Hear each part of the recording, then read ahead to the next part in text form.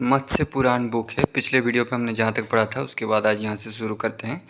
Real Ramayan, Mahabharat, वेद, पुराण, कामसूत्र, उपनिषद, ये सब book अगर आप शुरुआत से पढ़ना चाहते हो तो इस वीडियो के नीचे चैनल का नेम या पिक्चर पे क्लिक कीजिए, या फिर चैनल का नाम कुछ अलग कुछ रोचक को यूट्यूब पर भी सर्च करके उस पर क्लिक करके प्लेलिस्ट में जाकर देख सकते हैं। महर्षि प्रभुसुत जी ने कहा, शिशु क्रंद इस वसुंधरा को प्राप्त कर लेगा, वो शिशु 23 वर्ष प्रयत्न राजा रहेगा। ये कलयुग की घटना का विवरण कर रहे हैं। फिर उसका पुत्र श्री मल्ल 10 वर्ष राज करेगा, राजा बनेगा। इसके पश्चात 18 वर्ष तक पूर्णोत्संग इस भूमि पर शासन करेगा। 65 और 6 वर्ष तक शांतकर्णी राजा होगा। उसका पुत्र लंबोदर 18 वर्ष तक राजा होगा। फिर अपितक उसका पुत्र 10 और 2 वर्ष तक राजा होगा।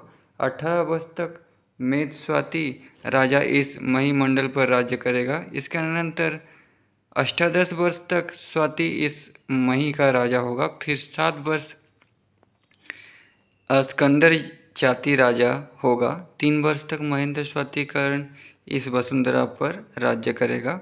कुंतल और स्वातिकर्ण 8 वर्ष तक इस पृथ्वी पर नृप होगा। 1 वर्ष तक स्वातिवर्ण इस पृथ्वी पर राजा होगा, पृथ्वी का राजा होगा। 25 वर्ष तक रिक्तवर्ण शासन करेगा। फिर इसके पश्चात 5 वर्ष तक हाल राजा होगा, हे नृप। फिर पंच मंडूलक राजा होगा, पुरिंद्र सेन, और इससे सौम्य नृपति होगा। सुंदर शांतिकर्ण 1 वर्ष प्रयत्न इस वसुंधरा का राजा होगा। चकोर स्वातिकर्ण 6 मास तक नृप होगा। 28 वर्ष प्रयत्न शिव स्वाति इस महीमंडल का नृपति बनेगा। गौतमी का पुत्र राजा 21 वर्ष तक रहेगा। उसका पुत्र सुलमा 28 वर्ष प्रयत्न राजा होगा। उस सुलम से समुत्पन्न शिव श्री 7 वर्ष प्रयत्न नृप रहेगा। शांतिकर्ण से शिव स्कंद आत्मज होगा। 19 वर्ष तक यज्ञ श्री शांतिकर्णिक राजा होंगे, हे द्विज। इसके पश्चात केवल 6 वर्ष ही इसका राजा हुआ था। चांडश्री और शांतिकर्ण उसका पुत्र 10 वर्ष तक शासक रहा था। सुलोमा 7 वर्ष तक होगा।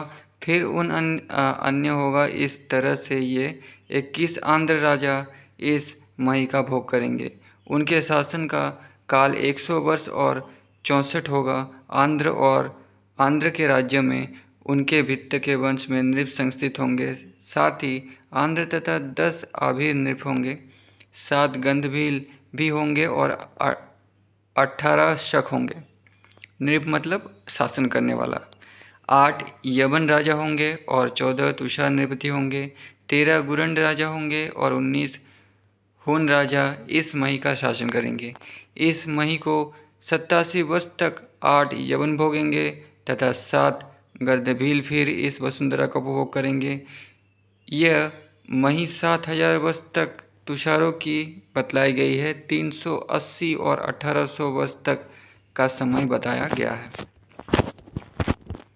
150 और 4 वर्ष तक 13 होंगे।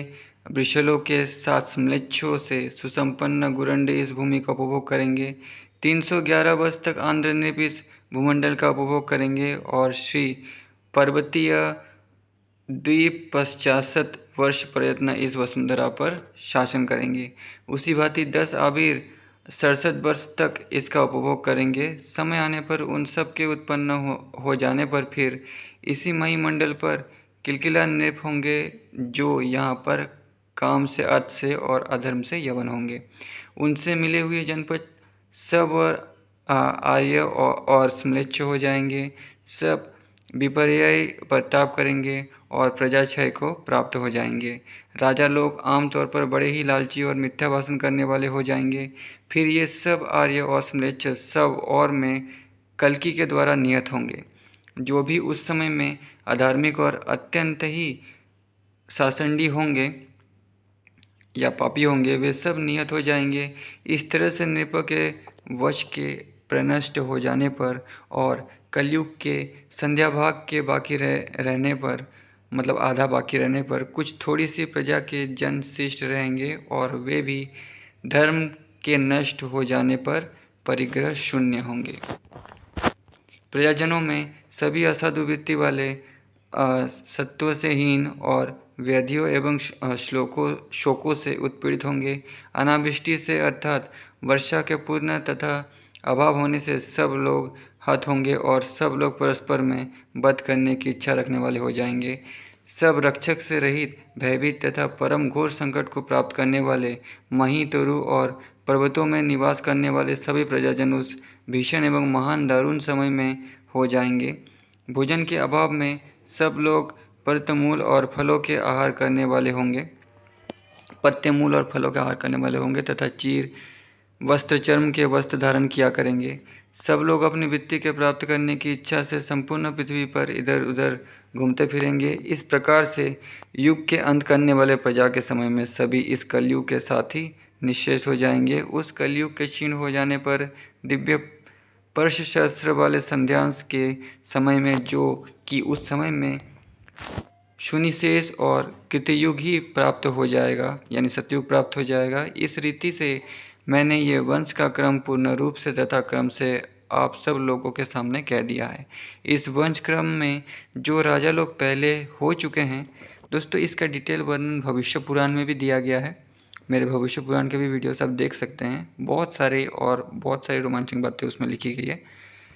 राजा लोग पहले हो चुके हैं, वे सब वर्तमान काल में जितने भी विद्यमान हैं वे सब, तथा जो भविष्य में होंगे वे सभी कीर्तित कर दिए गए हैं। महापद्मा के अभिषेक से जब तक परीक्षित राजा का जन्म था, 1 सहस्र और आगे पश्चात वर्ष समझने चाहिए। फिर पोलम और आंध्र उस महापद्मांतर के अनंतर 836 वर्ष प्रयत्न समय था। तब तक परीक्षित नृप से लेकर आंध्र के अंत तक होगा। श्रुतर्षि पुराणों के ज्ञाताओं ने वे सब भविष्य में समाख्यात किए हैं। उस समय में प्रांशु प्रदीप्त अग्नि के समान सप्तर्षिगण, ये होने वाले 27 आंध्रों के सब फिर सप्तर्षिगण हैं। जिस नक्षत्र मंडल में पारी से 100 सप्तर्षिगण स्थित रहा करते हैं, सप्तर्षियों के ऊपर में जो बताए गए हैं वे दिव्य संज्ञा से दिव्य वर्ष ही कहे गए हैं। वे दिव्य वर्ष 60 और 7 के साथ हैं। इनसे सप्तर्षियों से दिव्य काल प्रवृत्त होता है। सप्तर्षियों के जो 2 पूर्व में होने वाले निशा में उदित दिखलाई देते हैं, उन दोनों के मध्य में जो नक्षत्र सम दिवलोक में दिखाई देता है, उससे व्योम में 100 वर्ष तक युक्त सप्तर्षिगण जानन के योग्य हैं। नक्षत्र और ऋषियों के योग का ये निदर्शन है। परीक्षित काल में 100 मघा से युक्त सप्तर्षिगण हैं। 100 वर्ष तक 24 ब्राह्मण होंगे। तब से लेकर ये सब लोग अत्यंत ही अधिक आपत्ति को प्राप्त होगा। धर्म से और काम से हीन, नृत्य से अपहत लुब्ध लोग होंगे। श्रोत और स्मार्त धर्म एकदम शिथिल हो जाने पर, वर्ण और आश्रमों के नष्ट होने पर, दुबल आत्मा वाले परम मोह के प्राप्त हुए लोग संकरता को प्राप्त हो जाएंगे। ब्राह्मण लोग शूद्र योनियों में स्थित हो जाएंगे और जो शूद्र होंगे वे मंत्र योनि वाले हो जाएंगे। उसके अर्थ के जानने की इच्छा वाले विप्रगण उन शूद्रों के समीप में समुपस्थित हुआ करेंगे। इसी क्रम से दिखलाई देंगे। अपने वर्ण के अंतर को देने वाले युग के क्षय में क्षीण शेष सब क्षय को ही प्राप्त हो जाएंगे। जिस दिन में भगवान श्री कृष्ण दिव्यलोक में अंतर्हित होकर चले गए थे, उसी समय में और उसी दिन में ये कलयुग प्रतिपन्न हो गया था, मतलब फैल गया था। कृष्ण का जन्म हुआ मतलब द्वापर युग खत्म, कलयुग का शुरू, लेकिन कृष्ण के चले जाने के बाद पूरा फैल गया था। जब राम का जन्म हुआ मतलब त्रेता युग खत्म, द्वापर युग का शुरू, ऐसा मानना चाहिए। तो यहाँ पे भी वही लिखा है। उसका प्रमाण अब आप मुझसे श्रवण कीजिए, सुनिए। बुद्ध जनों के द्वारा 400 सहस्र अर्थात 4 लाख बताया गया है। मनुष्य के 32,000 वर्ष संख्यात किया है मानुष ने। उस समय में दिव्य सहस्र वर्ष की संख्या प्रवृत्त होती है। उस समय में उस कलयुग के निशेष हो जाने पर ही कृतयुग प्राप्त हो जाएगा। एल और सहदेव इक्ष्वाकु वंश प्रकीर्तित किए गए हैं। इक्ष्वाकु का संस्मृत क्षत्र सुमित्र के अंत तक होगा। एल क्षत्र समाकरण को सोम वंश के वेत्ता लोग जानते हैं। ये सब विवस्वान के कीर्ति के वर्धन करने वाले पुत्र कीर्तित किए गए हैं, जो व्यतीत हो चुके हैं, वर्तमान काल में विद्यमान हैं तथा जो अब तक अनागत हैं अर्थात भविष्य में होने वाले हैं। ब्राह्मण, क्षत्रिय, वैश्य और शूद्र ये 4 वर्ण कहे गए हैं। उस व्यवस्थित मनवंतर में ये वंश समाप्त हो जाया करता है। देवापी और पौरव राजा जो आप एक शाक मानते हैं, ये दोनों महान योग बल से समुपेत थे तथा क्लावग्राम में आश्रय ग्रहण करने वाले थे। ये दोनों ही नवविंश चतुर्युग में क्षत्र के प्रणयन करने वाले थे। मनु का पुत्र सुवर्चा इक्ष्वाकु में सबसे आदि में होने वाला होगा। नवविंश युग में वो वंश का आदि होगा। देवर्षि का पुत्र सत्य एलो का नप होगा। भविष्य चतुर्युग में ये दोनों क्षत्र के प्रवर्तक होंगे। इसी प्रकार से सब में समझ तथा जान लेना चाहिए। सबका समान अर्थ वाला लक्षण है। कलयुग के क्षीण हो जाने पर कृतयुग में सप्तर्षिगण स्थित रहा करते हैं। मध्य में त्रेता युग में पुनः उनके साथ रहते हैं। पुनः बाज के लिए वे होंगे। पुनः ब्रह्म और क्षत्र होंगे। इस प्रकार से सब तिष्पांत अंतरों में युग युग में संतान के लिए नृपों के साथ में सप्तर्षिगण होंगे। इस तरह से क्षत्र का उस्तेद द्विजों के साथ संबंध कहा गया है। मनवंतरों के संतान में संतान श्रुति कहे गए हैं। अतिक्रांत युग वाले ब्रह्म और क्षत्र के संभव बताए गए हैं। जिस प्रकार से उनकी प्रशांति और जिस तरह से प्रकृतियों का क्षय, ये दोनों क्षय और उदय सप्तर्षिगण उनके दीर्घायुष्ट को जानते हैं। इस क्रम के योग से एल और इक्ष्वाकु नृप त्रेता में उत्पद्यमान होते हैं और कलयुग में क्षीयमान हुआ करते हैं। जब तक मनवंतर का क्षय होता है, युगांत को अनुमान किया करते हैं। परशुराम के द्वारा समस्त क्षत्रियों के निर्वेशित होने पर इस संपूर्ण वसुधा के स्वामी क्षत्रियों से एक समस्त वसुंधरा रिक्त हो गई थी। सब देशांतकरण को मैं कीर्तित करूँगा, उसे अब आप लोग मुझसे समझ लें। एल वंश और इक्ष्वाकु वंश प्रकृति के अनुकूल होते हैं। शनिबद्ध राजा लोग तथा अन्य भूमंडल में क्षत्रियगण हैं। एल वंश वाले बहुत अधिक हैं और उस तरह से इक्ष्वाकु के वंश वाले नृप नहीं हैं। इन कुलों के पुनः एक क्षत्र अभिरोचित होता है, उतना ही विस्तार से भोजों का द्विगुण कहा गया है। भोजों का द्विगुण क्षत्र यथातथ है।